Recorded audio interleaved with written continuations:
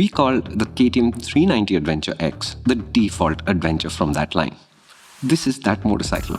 Same design, all of the hardware is the same. The electronics that came later to the X obviously aren't there, and you have the smaller engine and a lower price tag.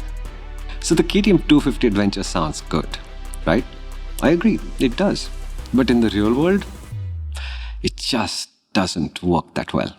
Just like the 250 Duke, this adventure also needs a little bit of context. First, don't think of these 250s as India-first motorcycles. Southeast Asia has tax laws for 250cc motorcycles just like India has a car law for sub 4-meter vehicles. And that means the world sees 125, 200 and 390cc KTMs, but India and Southeast Asia also see 250cc KTMs. This is one of those. Second, the 390 Adventure X minus the electronics is the source of this motorcycle and not the other way around. And now, with the electronics, the price difference to the 390 Adventure X is 40,000 rupees. And finally, I would find the money to upgrade to the KTM 390 Adventure X. If that took extra time, I would take that time because the 250, it just doesn't come together as nicely as the larger machines. The first place you're going to notice this is performance. I have a close friend who took this bike out for a spin, and he's a gentle rider anyway, and he came back and said, that's kind of boring. And that's not a good start. And it is a little miss, and it turns out it can be wrong. KTM's adventure lineup has two princes. This is not going to be one of them. To understand this, consider the 250 Duke. We've called it the un-KTM KTM because it builds its power in a linear fashion and it intensifies closer to the red line. What that means is, the faster you go, the more urgent the 250 Duke feels. This is very different from the 390 Duke, which always wants you to go faster, and the faster you go, the more insistent it becomes that you go even faster. The 250cc engine, it just doesn't have that kind of rage built into it. But so this motorcycle, at first it feels reluctant, in the middle gentle, and then finally when you really open the throttle, alert. And for most new riders, I'm not convinced you're going to see gentle for a while until you get used to the motorcycle. And what that means is, this motorcycle's primary first impression will be, it's not going. Now remember that the Adventure is 15 kilos heavier than the 250 Duke and it is running lower gearing than the 250 Duke, and despite all of that, most riders in most situations it's just going to feel reluctant. The silver lining to that is this has good fuel economy, usually 4 to 5 kilometers per liter more than the 390s can give you. Ride it as you will and you'll usually see 28 to 32 kilometers per liter. I found 30 on the highway really easy to get to, and that means you'll go 400 kilometers or more on a tank full before you need to fill up, which is very good. But I do want to clarify again that this is a genuine 31 bhp bike. It is not slow, but it will mostly feel slow. That sense of robust, abundant performance, I think what it needs is either a more linear and direct map, like the off-road map on the 390s. Now you'd think that would be the primary deal breaker. It's not. Let's talk about vibration and refinement. The 398cc engine, we'd said, was not the most inspiring engine at low revs in how it feels to ride. This is very similar. This motorcycle also seems to have all the vibration of the 390, except that it's sort of packed into 500 RPM from 5000 to 5500. In that range, there's strong vibrations in the foot pegs, in the handlebar. It does not feel good. It is absolutely insistent and hard to ignore. It just feels bad. And I learned to ignore that by shifting to 6th later than usual. But whenever you close the throttle, as you ride most of the time, you do find yourself in those 500 RPM and it gets really, really annoying. So, does anything work at all? Well, yes. The fuel economy is good, as I said, and that quick shifter, it is standard, and up and down shifts both are very slick. So you'd think, oh, the negatives are now behind us and the story rises from this point, but not just yet. This motorcycle also has comfort issues, one of which I was expecting because it has the same seat as the 390s. The other one, it's a surprise. So this seat will take a little bit of getting used to. The foam is nice and firm and I really like it, but there's a slope in the seat that will definitely cause some amount of discomfort early and then aches and pains later. Luckily for you, this is not very hard to fix. If you go to MotorInc Circles and look up my profile, I have told you how I fixed it. It's not expensive, it doesn't take time. The seat height goes up just a little bit in the process, but it's a definite working solution. The surprise is the pillion seat is actually better than the rider's seat because it's flat, but their foot pegs are less isolated from the vibration than yours, so don't think that your partner's gonna win this. And as we said, for the larger adventures, KTM's not put a lot of thought into how you'd carry luggage on this motorcycle. It's not hard to solve, but it will take time, thinking, and money to do that.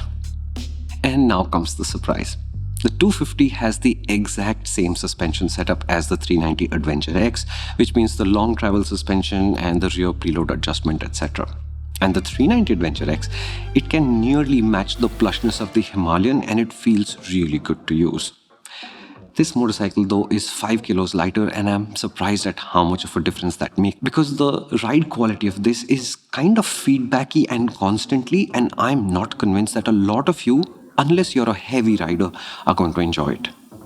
To the point where I think it might actually ruin your test ride, unless you do exactly what I said you should for the Suzuki V-Strom 250 also. Slow down less for bumps, put more load into the suspension, and then it will surprise you. Okay, so now you'd say, now come the positives, right? There is one more thing. This is another example of Bajaj trying to give you their favorite organic front disc pads, and the results, as you might expect, aren't great. Braking on the 250 Adventure can feel reluctant. You get to put a lot more force into the brake lever than you expect. It's just not good. And I tell you this, the OEM Sinter brake pads are about 3,000 rupees, a little bit less than that. Just pencil that in as an unavoidable expense at first service. So does that thing do anything well at all? Well, yes, but by this point, I'm not convinced it matters anymore. To give you examples, and first, look at the weight and the balance of the 250 Adventure. It's just as good as the bigger 390s. What that means is if you're a new rider, you will find this easy and friendly, and you will discover very rapidly that you can operate it and you can understand it very, very naturally. If you ride 2-up a lot and you do use the 10-step rear preload adjustment to your advantage, even fully loaded, this motorcycle, it's not complicated to ride. Second, these Apollo Trampler XRs are just frankly impressive tires. In the dry, in the wet, on tarmac and off tarmac for casual exploration, they don't seem to put a foot wrong. I'm struggling to imagine how I would upgrade from these tires to something better without spending a lot more money. Third, the meters. That layout, that screen, the brightness of it, the position of it, it all works so well. It's amongst the best instruments we've seen on Indian machines yet. And fourth, the headlight. I think that's India's best motorcycle headlight.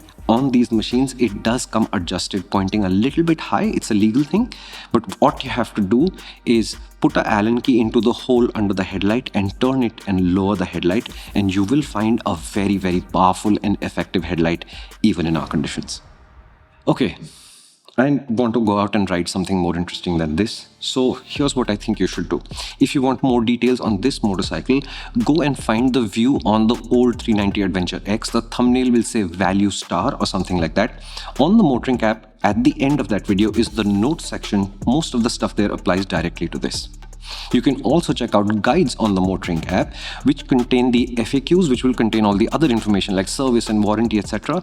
Those come in sets of 15 to 25 crisp and short videos. You can see them as a set within the guide, and the guide also contains all the other videos we've made, which includes the view story, balance stories if any, and MotorInc First on the 250 Adventure.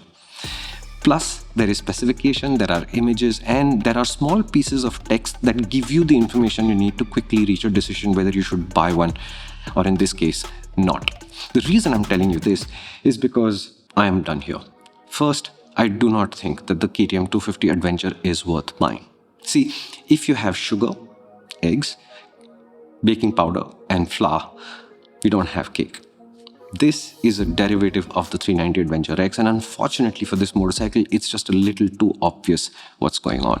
And second, that means if you wanted a KTM Adventure, the minimum you want to aim for is the 390 Adventure X and not this. If that means in the process, obviously you get the additional electronics now, which is cruise control, traction control, etc. But more importantly, this feels reluctant gentle, alert. That will feel gentle, alert, and then genuinely fast. That suspension setup works better than this one's, and that engine overall is more refined than this one too. But the bigger thing I realized having tested the KTM 250 Adventure is that there is a problem with the entry-level adventure tourer as a category in India. Think about the Suzuki V-Strom SX250. You guys tell us in circles, and I agree, it does prove to be a nice motorcycle to own. It's reliable, it's robust, it's spacious, etc., etc. But Suzuki never bothered to give it the suspension it really needed to be a full-blown adventure tourer. That kind of suspension is here on this 250 Adventure, hence the extra money. But this motorcycle has comfort issues, it has refinement issues, and it's a little too obvious that this is a 390 Adventure X scaled down rather than here's a 250cc Adventure Tourer. And what that means to me is, in hindsight, if you were to buy either one of these two motorcycles, I am not convinced that you wouldn't be outside having fun with your new machine. But it's very clear now that KTM and Suzuki both can do better than this. The entry-level Adventure Tourer, you're getting lip service. These motorcycles are not as good as they need to be, and a lot of that is happening because of the parts sharing, and to me, that's a flag. And the flag bearer for the entry-level Adventure Tourer class, a bike that makes sense, it does Adventure Tourer things and is not hamstrung by parts sharing.